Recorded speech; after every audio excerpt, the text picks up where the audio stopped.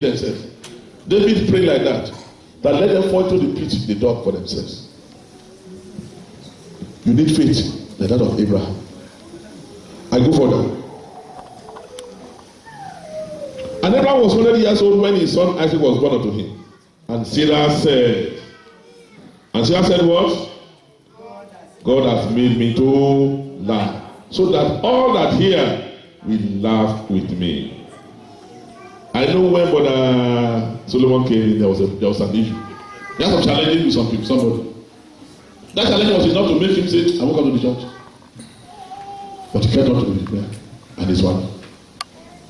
They were praying. Challenge is real to life. But victory is your birthright as a child of God.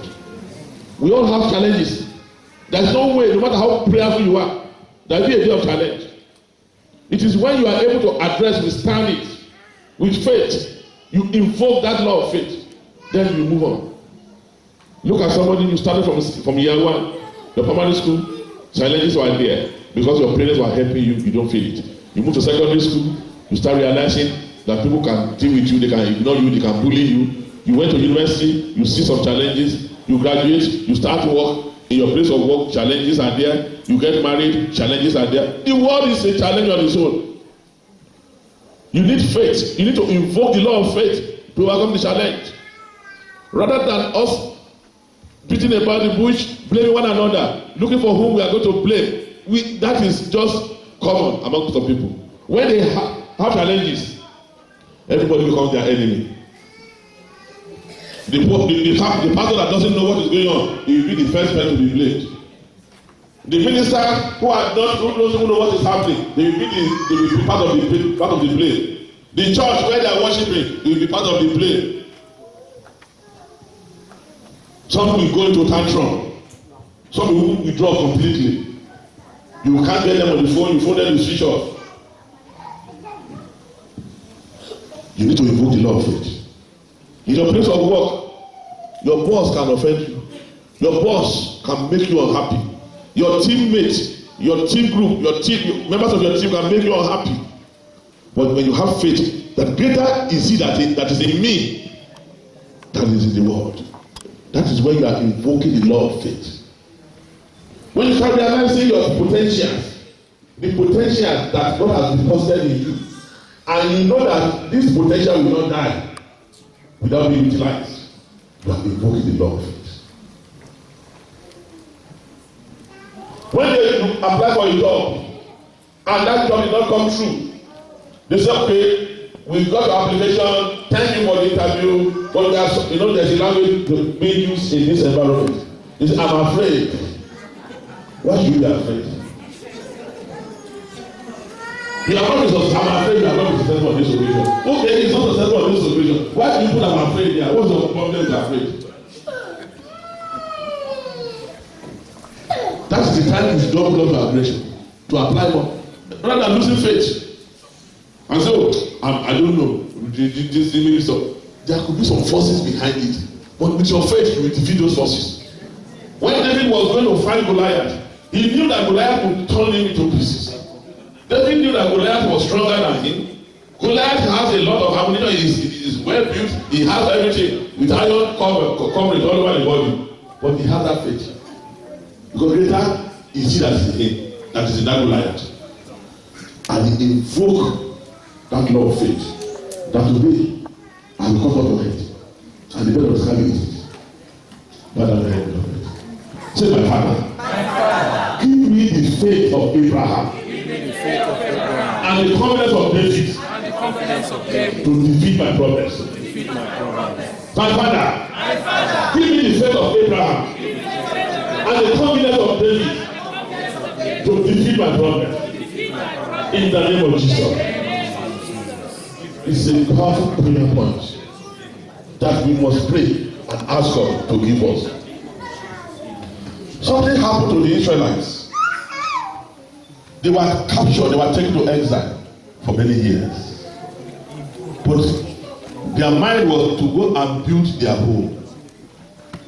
I don't know how many years you have spent in UK. I don't know how many years you have spent in Scotland. If you have that faith that your country where you came from One day, God will elevate you. You'll be one of the people, you'll be like Nehemiah, people like Ezra, who will go and build that place. That faith was. They were captured into the land of Babylon as slaves. So the Israelites went to serve in Babylon for many years, for more than 70 years. When the time came, they were praying that they want to go back to Jerusalem and rebuild the ruins of Jerusalem. They came back, quite all right.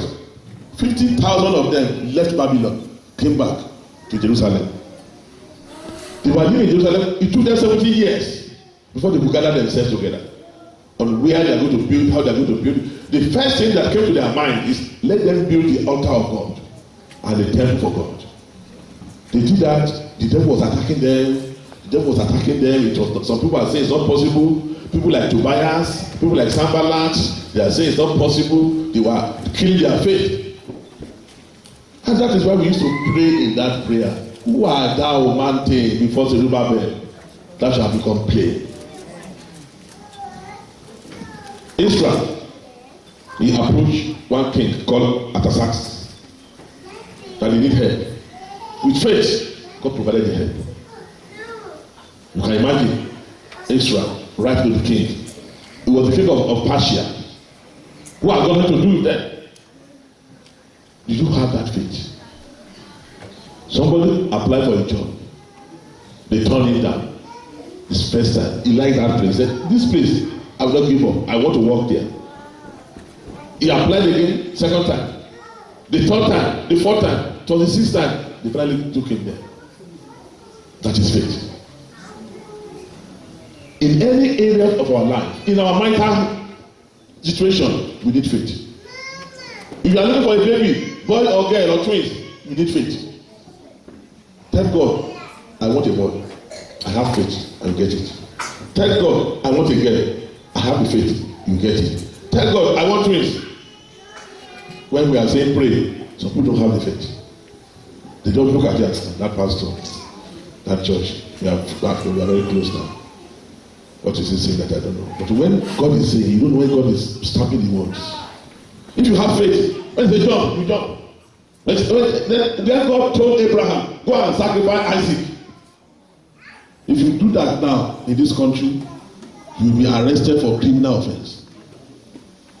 But the faith of those elders, the faith of those leaders, is what we are riding on today. Today we are reading for the God of Abraham. The God of Abraham, Isaac and Jacob. Jehovah is the man of war. His mercies endureth forever and ever. Oh, praise his holy name. You will never hear that the God of Satan. Those that have failed in their faith in the Bible, you will never have people singing them. Have you heard of God? People say, oh God of Cain? No. Have you heard people say, oh God of Jezebel? No. Have you heard people say, oh God of Goliath? No, because they have faith. We shall succeed in Jesus' name. Amen. We shall succeed in Jesus' name. Amen. Rise up on your feet, beloved. And that is the song that will lead us to our prayer, so that we have time for prayer. The God of Abraham, Isaac, and Jacob. Jehovah is a man of war.